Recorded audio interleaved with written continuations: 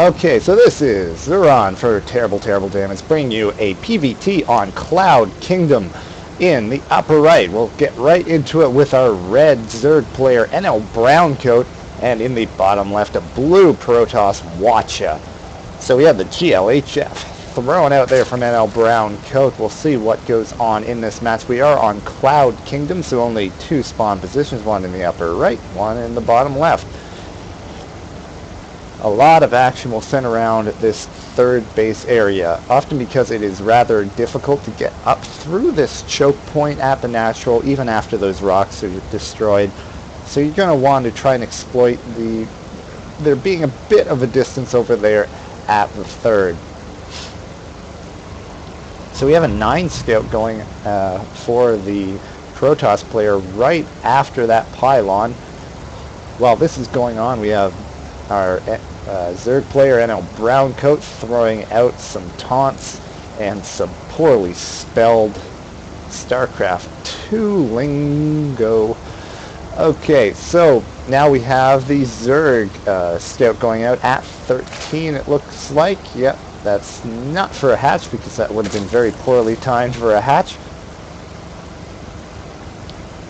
Now the probe here doesn't bother actually doing any scouting. He just goes and hides over here in the corner.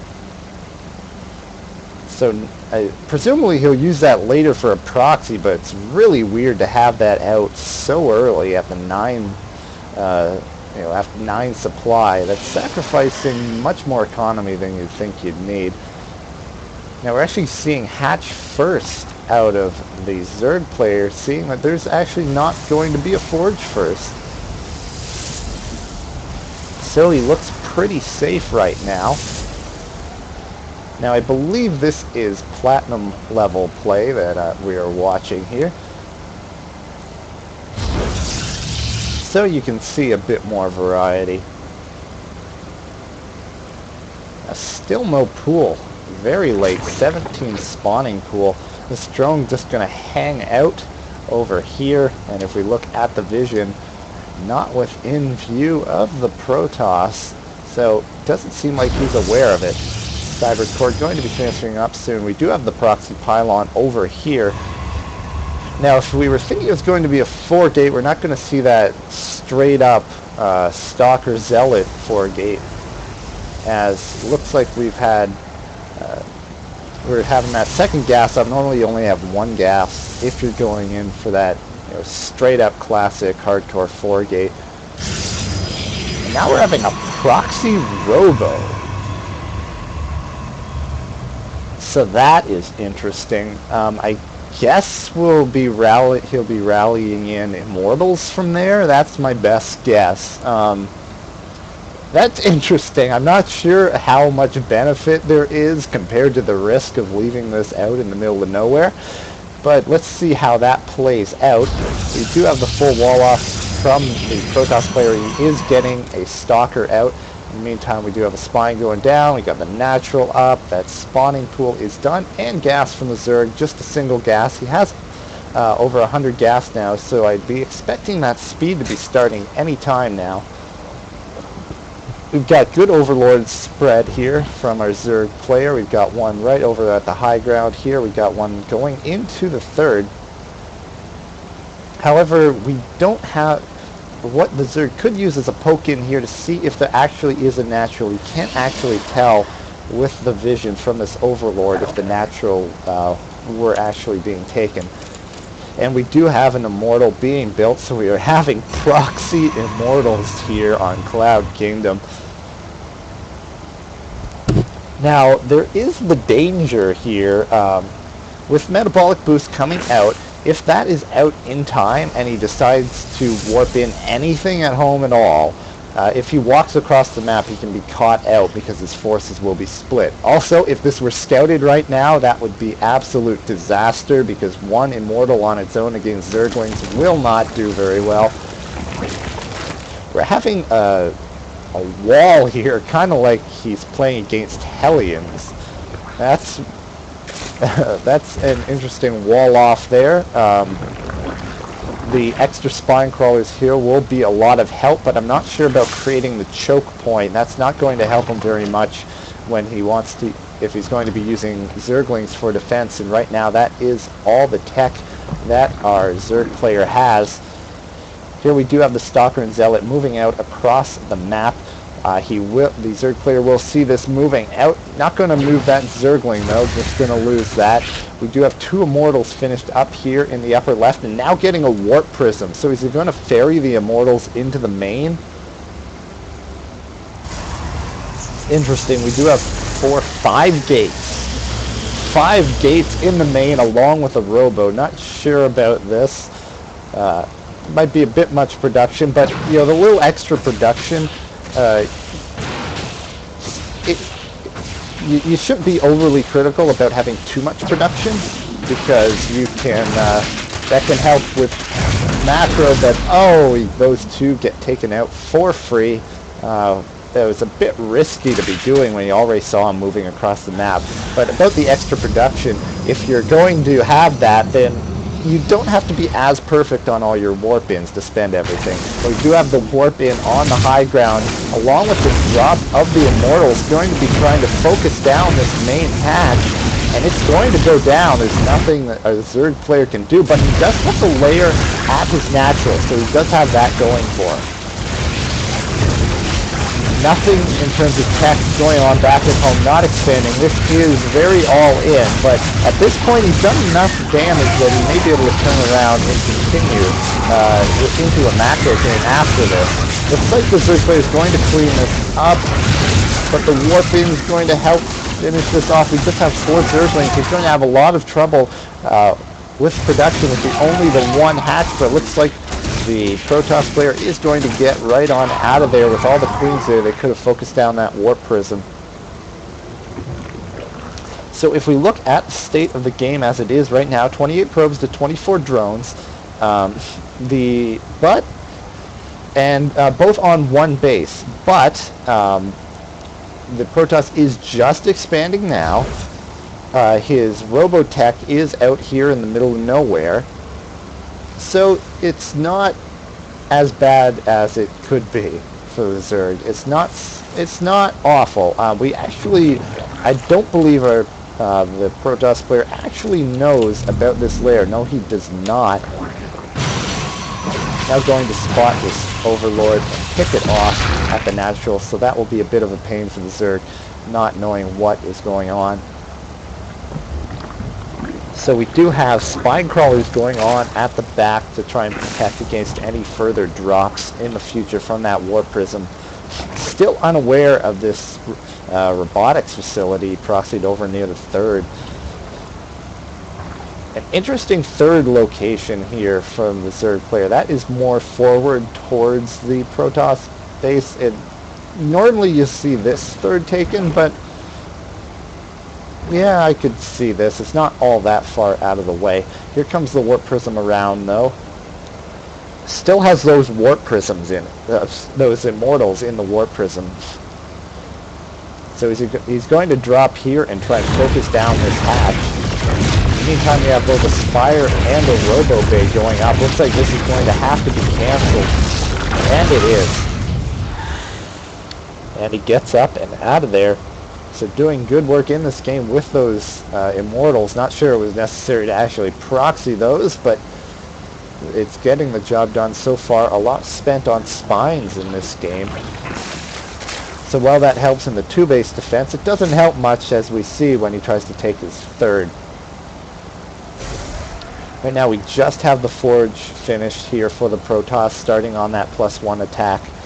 We do have the Robotics Bay finished over here, going to be starting on range. Meanwhile, his actual robotics facility is still proxied over here on the other side of the map, so it'll be awfully risky to start building Colossi way over there. And it is the Colossus range and not the Warp Prism speed that he's researching. We have a couple Stalkers here going to hunt down some Overlords. A bit dangerous, again, with Speedlers, they can be caught. out in the middle of the map, but it doesn't look like our Zerg player NLBrowncoat is doing anything about it, so he's safe there. He was clearing it for the Warp Prism, but again, it will be spotted. Drops the Immortals, but they can't shoot up, so he has to turn around and bring the Stalkers down to focus that down and get it out of the way. Going to be losing several Overlords here, and the supply is quickly going in the favor of the Protoss player here, 87 to 58. Still on 39 drones to 37. The Zerg would want to be ahead on that by this point, much more so. Still does not have a third, so this is becoming more and more all-in-ish to stay on these two bases for this long. The first two Mutalisks coming out. He has a large bank of gas, just doesn't have the minerals at the moment. Because again, his actual drone count is quite low, so he's not even optimally saturated on his two bases yet.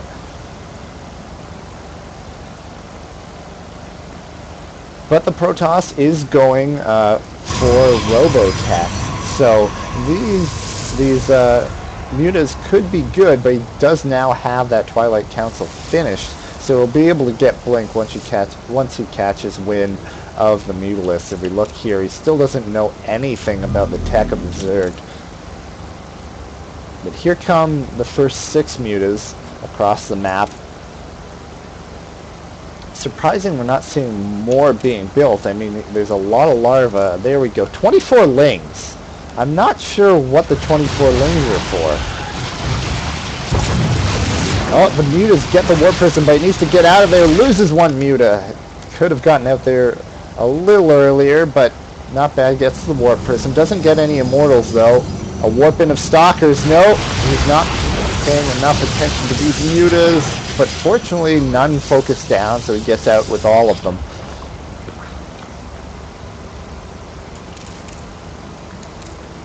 A big bank of gas for the Zerg, though. It's surprising that he's going for Mutalisks, but would opt to build so many Zerglings when he has enough gas for more mutas. We'll see what he plans to do with these Zerglings, perhaps just for defense. Still unaware of this proxy robo facility. Again, with a... Actually, is he completely unaware? No, this Colossus is within vision of the Overlord. So I guess he's just not noticing at this point. If we look at his camera, he's still looking here with all of these moving all these spines over, but not reacting to this blue blip in the corner. Might just be missing it. Another Colossus being built. This is incredibly risky. These are extremely expensive units here, sitting over in the middle of the map with mutas on the map, no less. And there a Zergling further spots it. This ought to alert the Zerg player to the location of these Colossi. Strangely sending the Zerglings to deal with it. But this should be enough. No high ground to abuse, but he could have just killed these with mutas. A bit odd. Supply 20 up for Protoss, but it stayed relatively even in that regard, so overall it's not a big difference. And with 2,000 banked for the Zerg player, he could come out with 22 more mutas just out of nowhere if he just gets a little more supply free for them.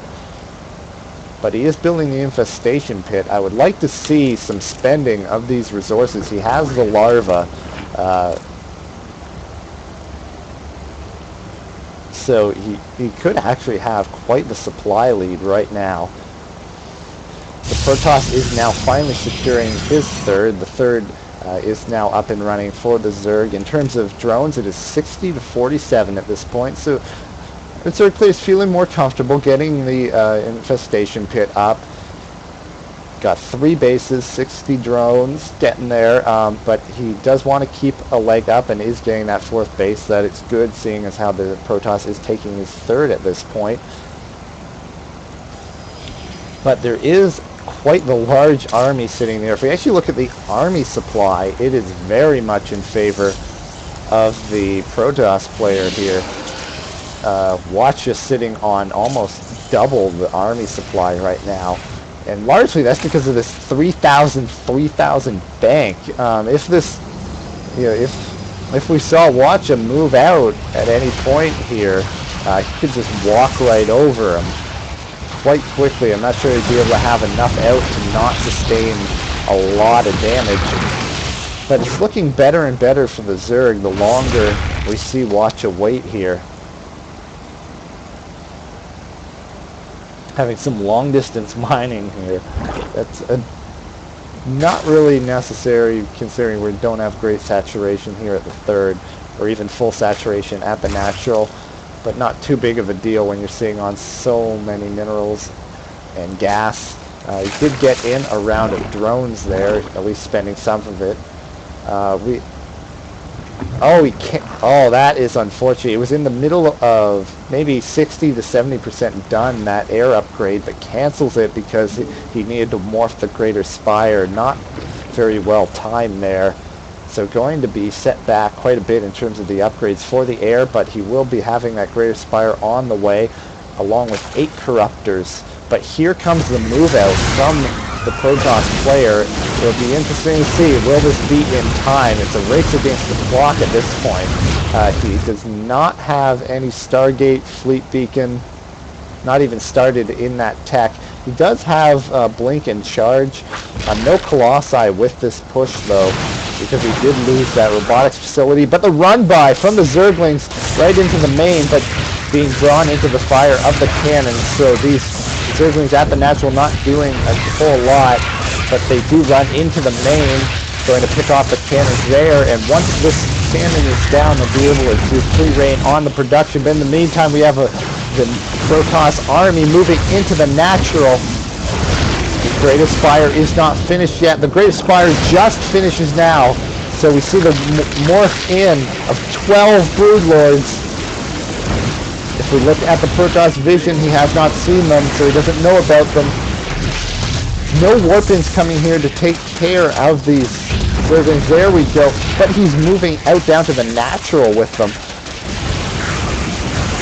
Meantime, clearing out the natural entirely, but these Broodlords will finish, and it's not clear if the Protoss will have an answer. It does have a lot of Blink Stalkers, and there's no ground army with these Broodlords. With this many Stalkers, they may be able to blink under and take these all out, and with that, that probably would be the Protoss' game, though these Zerglings have done a ton of damage. 41 workers killed to 30, taking out the main and natural, but there are still 2 bases up for the Zerg, remorphing the lair. 12 Broodlords on the field, though, and now he is trapped by all of these Spine Crawlers. There's no way out of here for this entire army. These Blink Stalkers, though, will be able to blink out down through the third, as well as the Immortals and Sentries harassed from the high ground. So, and oh my, a whole bunch of Overlords trapped here. But there is a bunch of open supply, so it won't go down too quickly. Still Zerglings going on, the multitasking falling apart here for Watcha. These Broodlords taking out the Protoss army, but Protoss still with a large army supply lead. Here come the Blink Stalkers linking down to the low ground on this third base. Takes that out. Now only one mining base, one hatchery left for the Zerg player NLBrowncoat. Going to get out of there with the majority of his Stalkers. Going to lose all of these Zealots and Immortals though. And still, we have 12 Broodlords on the field. If we look back, aside from these 4 Zerglings, which are just hanging around right beside the Zealots, there we go, they're going to be taken out. We do have the third still mining for the Protoss. We have 22 probes to 18 drones. We still have the natural. So it is looking okay for our Protoss player here. But he's going to have to deal with these Broodlords. Now the mistake, the crucial mistake here may be moving out with these Broodlords without any ground support whatsoever. If we could see some Lings, Roaches, anything, but he was not rebuilding that spawning pool during that time, so there's nothing that he can build to support the Brood Lords.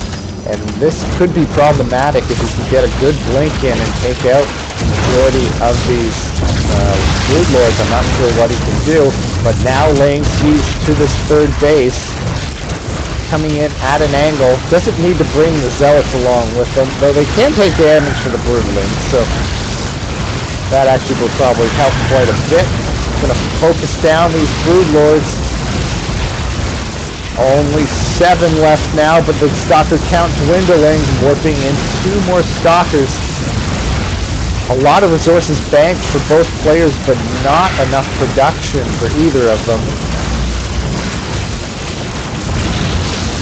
Warping in another Stalker, the Brood Lord count falling, and it looks like he'll be able to clean these all up. 1 left, going to try and escape, but it won't be able to get out of there.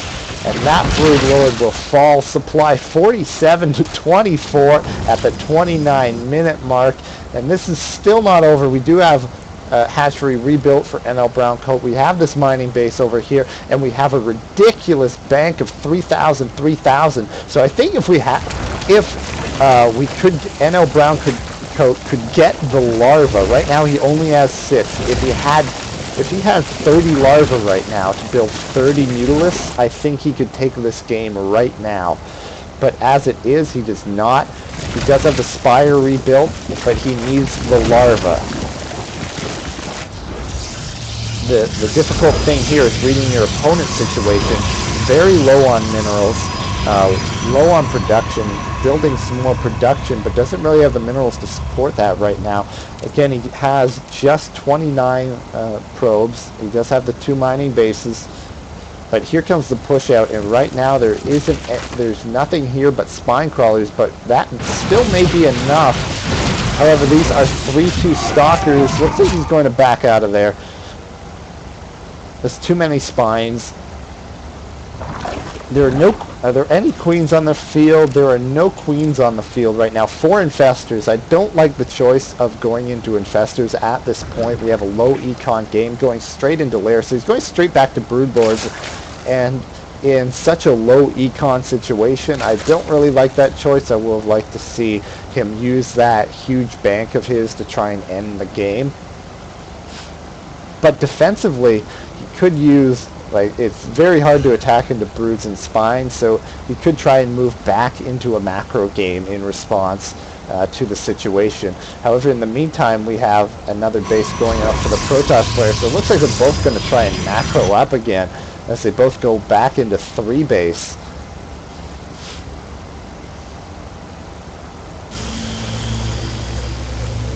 And we do now have 2 Stargates going to be placed for Protoss, Watcha, sorry, and Hive nearing completion for NLBrowncoat. So we have another lull in the wild action of this game.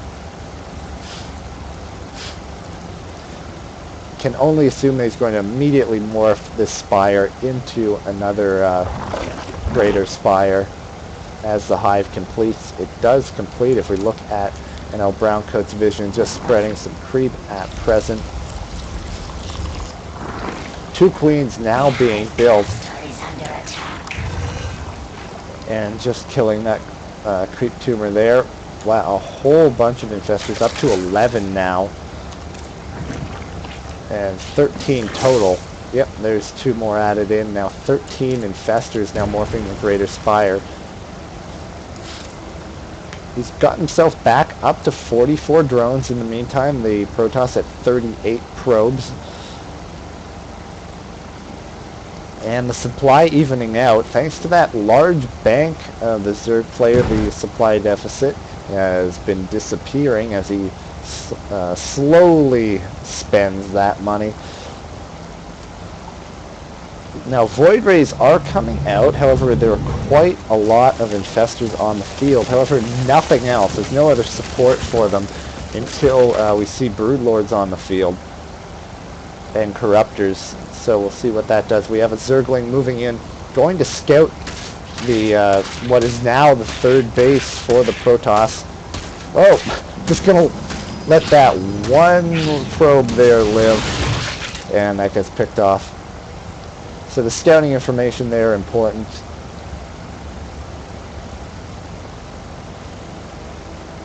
We are up to 20 larvae for the Zerg player at this point. Greater Spire completes.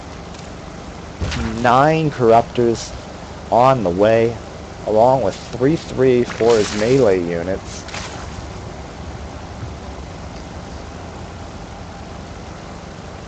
So this is just slowly moving back into another macro game. With that in mind, the Zerg is going to need another base and better drone count. He's slowly building that up to 51 now. But with that large mineral bank, I would like to see a couple more hatches put down. One here in the bottom right. Maybe just one in the upper left, given how this game has gone. Because neither side is going to feel particularly adventurous after all that has happened so far in this game.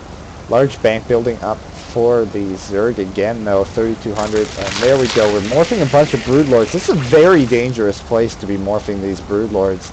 If we see any move up of this ramp, there could be a lot of damage done if he catches these in transition, but looks like these will complete. No action on the Protoss front. If we look at the Protoss's vision, just focusing here on chrono boosting out these Void Rays. These Void Rays will be helpful in terms of dealing with the Broodlords. He has quite the fleet built up. 8 Void Rays. However, he has to be careful. 13 Infestors on the field. If he catches those, Void Rays like to clump up. Good Fungals here could deal huge damage and perhaps just straight up end this game. Here come the Broodlords. And don't see... there's a good Fungal. Here come the Lings to support the Broodlords. Void Rays not target firing down the Broodlords. That's really what they need to do at every opportunity. And looks like the Zerg is going to crush right through this army. The Void Rays still hanging around, some infested Terrans coming out, and the final Void Ray will fall. And Watcha has left the game. That did end it right there. Coming back, that huge bank really managed to pull him out from being well behind. And coming through with the Infestor Broodlord as he takes the second round of the macro game.